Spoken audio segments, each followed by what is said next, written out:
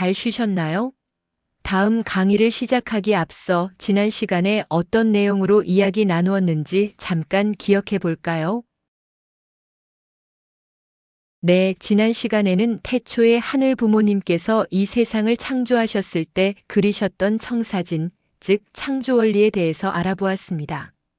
생육하고 번성하여 만물을 주관하라는 세 가지 축복도 만물과 달리 인간에게만 주어진 책임 분담도 모두 인간에 대한 하늘 부모님의 간절한 사랑의 고백이었음을 알 수가 있었지요.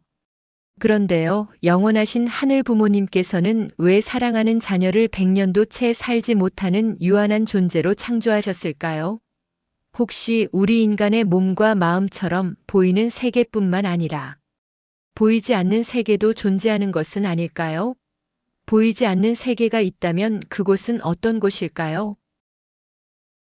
보이지 않는 세계라니 막연한 느낌이 드는데요. 그림책 한 권으로 먼저 이야기를 나누어 보려고 합니다. 서영 작가의 여행 가는 날입니다. 어느 날 조용하던 우리 할아버지 집에 손님이 찾아왔대요. 밤이 꽤 깊은 시각이었어요. 누군가 할아버지 집 문을 두드렸지요. 이제야 왔구나. 기다리고 있었단다. 할아버지는 손님을 반갑게 맞이했어요. 손님이 왔으니 할아버지는 이제 먼 여행을 떠날 준비를 해야 해요. 뽀얀 안개 같은 이 손님은 할아버지가 길을 잃어버리지 않도록 도와주러 왔답니다. 할아버지는 먼저 장롱 밑에 모아둔 동전을 꺼냈어요. 여기는 도둑도 모르는 나만의 비밀 공간이야. 드디어 이 돈을 쓸 때가 됐구나. 이후 줄거리는 이렇습니다. 할아버지는 달걀도 삶아서 봉지에 가득 담지요. 먼 여행이 처음인 할아버지는 무얼 타고 가는지, 어떤 옷을 챙겨야 할지 궁금한 게 많습니다. 손님은 그곳은 옷도 돈도 필요 없다고 말하지만 먼 길 떠날 할아버지 마음은 그렇지 않습니다. 여행지에 도착하면 아내가 마중을 나올 거라는 소식에 할아버지는 수염도 깎고 목욕도 합니다. 아내가 좋아하던 양복도 오랜만에 꺼내 입지요. 아내가 나이든 할아버지의 모습을 알아보지 못할까봐 걱정이 되어 옛날 사진도 몇 장 챙깁니다. 먼저 출발한 옆집 황 씨가 바둑 연습을 열심히 하고 있다는 소식에 바둑책도 챙기지요. 드디어 짐을 다 싼 할아버지와 손님은 길을 떠납니다. 아내를 만나면 뭐라고 인사를 하면 좋을까? 도착하면 어머니, 아버지도 만날 수 있겠지? 생각하면서요. 가는 길에는 챙겨온 동전으로 통닭도 사가자고 합니다. 오랜만에 함께 둘러앉아 먹으면 눈물 나게 맛있을 거라면서요. 슬프지 않느냐는 질문에 할아버지는 남겨진 사람들이 슬퍼할까봐 그게 미안해. 라고 말하지요. 할아버지는 그렇게 먼 여행을 떠났습니다. 자, 그림책을 함께 보았는데요. 짤막한 내용이었지만 삶과 죽음, 인생에서 중요하다고 여기는 것들 등등 여러 가지 생각을 떠올리게 합니다. 할아버지는 이런 것들을 배낭에 챙겨 넣으셨는데요. 우리 식구님께서도 만약 그럴 수 있다면 보이지 않는 세계로 영원한 여행을 떠나게 될 때 배낭에 챙겨가고 싶은 것들이 있으신가요? 있다면 어떤 것들인가요? 잠깐 생각해보고 이야기 나누어 볼까요? 네, 우리 식구님이 영원한 여행을 떠나는 배낭에 꼭 넣어가고 싶은 것들은 그런 것들이었군요. 지금까지 보이지 않는 세계로 떠나는 여행에 대해 이야기를 나누어 보았는데요. 실제로 100년쯤 되는 인간의 생애를 마치는 그날 우리는 어떻게 될까요? 영원히 사라져 버릴까요? 아니면 그림책 속 이야기처럼 또 다른 세계가 기다리고 있을까요? 지금부터 그 이야기를 시작해 보려고 합니다. 지난 시간까지 우리가 살펴본 바에 의하면 하늘 부모님과 인간은 놀랄 만큼 서로를 닮아 있습니다.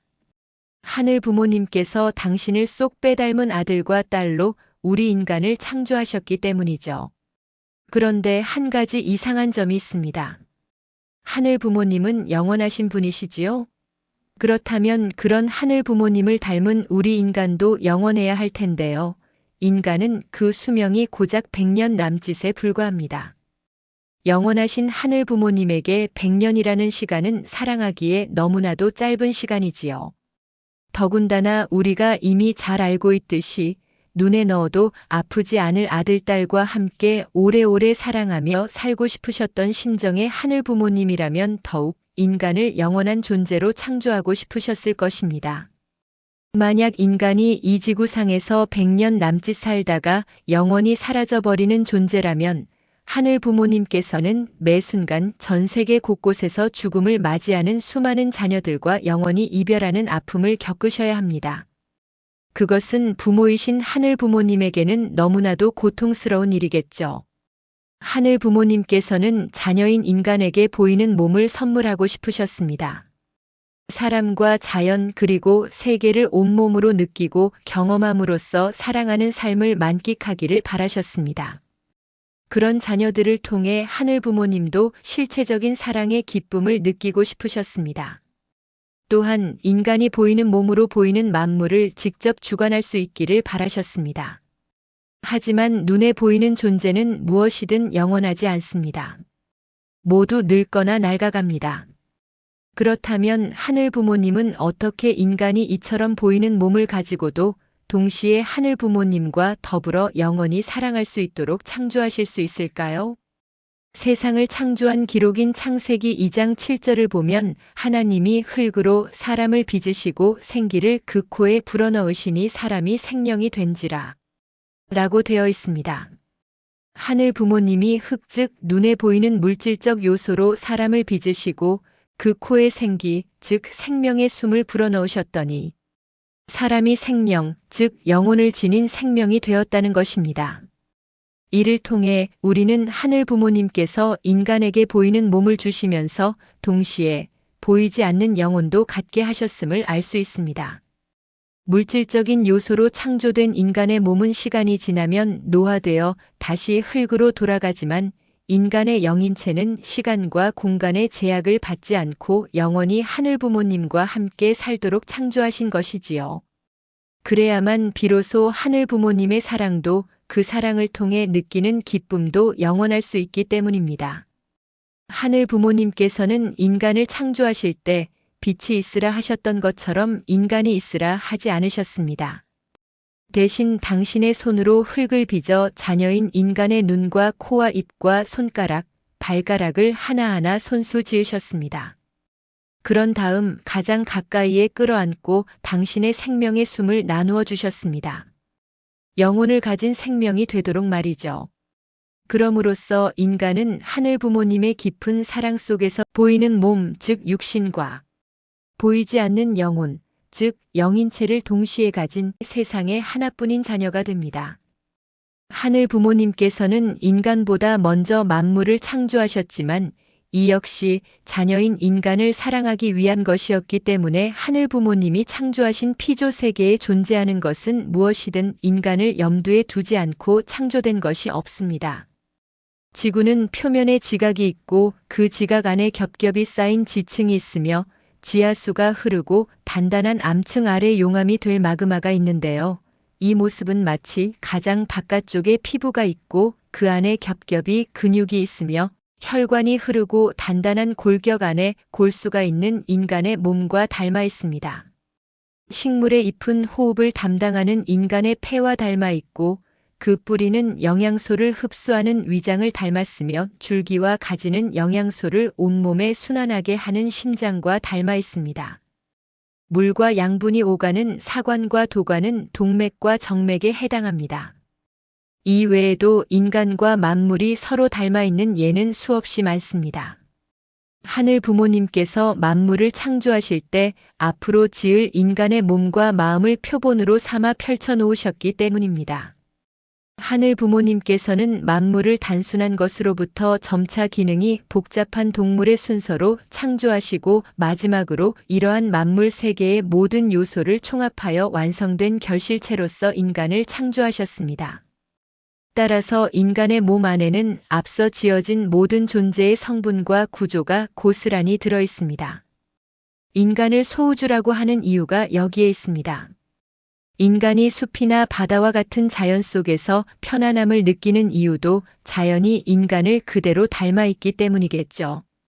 이처럼 하늘 부모님께서 창조하신 모든 피조물은 인간을 표본으로 창조되었기 때문에 우리가 살고 있는 이 세계 또한 인간의 구조를 그대로 닮아 있습니다. 다시 말해서 인간이 보이는 육신과 보이지 않는 영인체로 되어 있듯이 이 세계 역시 보이는 유형의 세계와 보이지 않는 무형의 세계로 되어 있다는 것입니다.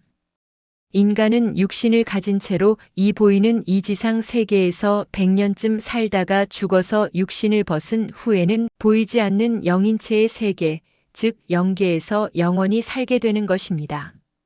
이때 보이지 않는 무형의 세계 역시 우리 눈에 보이지 않을 뿐 보이는 세계처럼 실제로 존재하는 세계이며 두 세계 모두 인간의 구조를 실체적으로 펼쳐놓은 세계이므로 각각을 유형실체 세계와 무형실체 세계라고 합니다. 그렇다면 눈에 보이지 않는 세계, 즉 무형실체 세계는 어떤 곳일까요?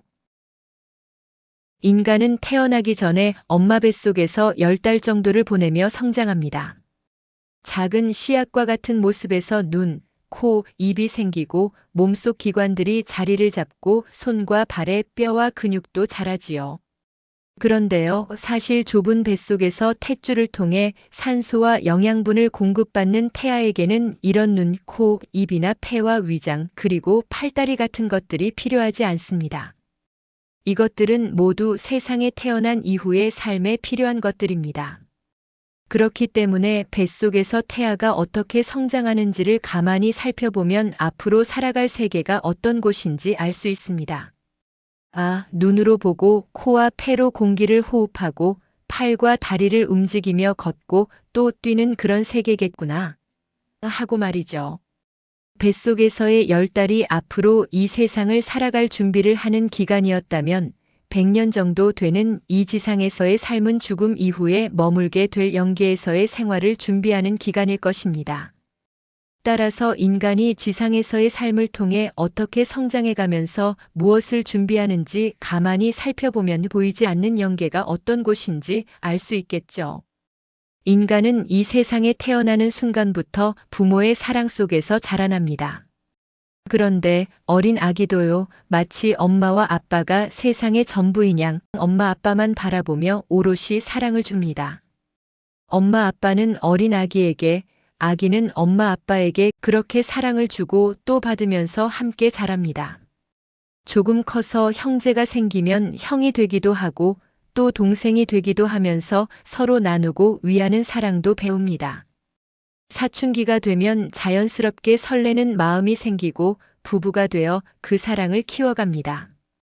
그러다 자녀를 낳으면 어릴 적에는 미처 알지 못했던 부모의 마음도 알게 됩니다. 이렇게 가정에서 배운 사랑은 이웃과 사회로 또 흘러갑니다. 인간은 물질로 된 세계에 살면서도 물질을 주고받을 때보다 사랑을 주고받을 때 더 본질적인 기쁨을 느끼며 살아가죠. 인생의 마지막 순간이 다가오면 무엇을 하고 싶을까요? 사랑하는 사람이 보고 싶을 것입니다. 그리고 마지막으로 사랑의 마음을 전하고 싶을 것입니다. 지상에서의 삶이 바로 이 사랑을 준비하는 기간이기 때문입니다. 인간은 1분에 15회에서 20회 정도 호흡을 하는데요. 대부분은 자신이 숨을 쉬고 있다는 사실조차 인식하지 못합니다. 단 몇 분만 숨을 쉬지 못해도 생명을 잃을 수 있는데도 말이죠. 우리가 사는 이 세계에서 공기를 호흡하는 것은 우리가 새삼스럽게 기억하지 못할 정도로 자연스럽고도 익숙한 일이기 때문입니다. 보이는 이 세계가 이처럼 공기로 호흡하는 곳이라면 보이지 않는 세계는 사랑으로 호흡하는 곳입니다. 그래서 지상 생활을 통해 사랑으로 호흡할 수 있는 영인체를 준비하는 것입니다. 인간의 몸이 아이에서 어른으로 그리고 할아버지와 할머니로 성장해가는 동안 인간의 영인체도 사랑을 통해 점차 성장하며 완성해갑니다. 흔히 죽음의 공포가 느껴지는 순간을 맞닥뜨리게 되면 지금까지 지나온 인생이 주마등처럼 스쳐간다는 이야기를 하는데요. 이는 우리가 지상에서 살아온 삶이 우리 영인체에 고스란히 기록되어 있기 때문입니다. 영화에서 보면 죽음을 맞이한 인간은 염라대왕과 같은 신의 판결에 따라 천국으로 갈지 지옥으로 갈지 정해지는데요. 선한 사람은 금은 보화가 가득한 궁궐 같은 곳에서 살게 되고 악한 사람은 지옥의 불구덩이 속으로 떨어지죠. 그런데요, 영계에서 영인체의 자리를 결정하는 것은 염라대왕도 아니고 하늘 부모님도 아닙니다. 바로 자기 자신입니다. 지상에서 사랑으로 성장하지 못한 영인체는 사랑으로 호흡하는 영계의 삶이 힘겨울 수밖에 없습니다. 부모이신 하늘 부모님은 여전히 자녀인 인간을 부르며 기다리시지만 자신의 삶이 부끄럽기만 한 영인체에게는 하늘 부모님 앞에 서는 것이 오히려 고통이 되는 것입니다. 하늘 부모님께서는 우리 인간이 참사랑의 궤도를 따라 사랑으로 태어나 사랑 안에 살다가 사랑의 세계인 보이지 않는 천국에서 영원히 함께 살아가도록 창조하셨습니다. 이것이 바로 하늘 부모님께서 태초에 계획하셨던 인간과 세계에 대한 청사진이었습니다. 그런데 왜 인간은 하늘 부모님 앞에 서는 것이 오히려 고통이 되는 자녀의 모습이 되었을까요? 하늘 부모님이 창조하신 세계에 이처럼 죄악이 존재하는 이유는 무엇일까요? 하늘 부모님께서는 왜 그 죄악을 없애지 않으시는 것일까요? 혹시 그 죄악까지도 하늘 부모님께서 창조하신 것일까요? 잠시 쉬신 후에 인간이라면 누구나 한 번쯤 궁금해했을 이 이야기들을 함께 나누어 보려고 합니다. 잠시 쉬었다가 타락론이라는 제목으로 이어가 보도록 하겠습니다.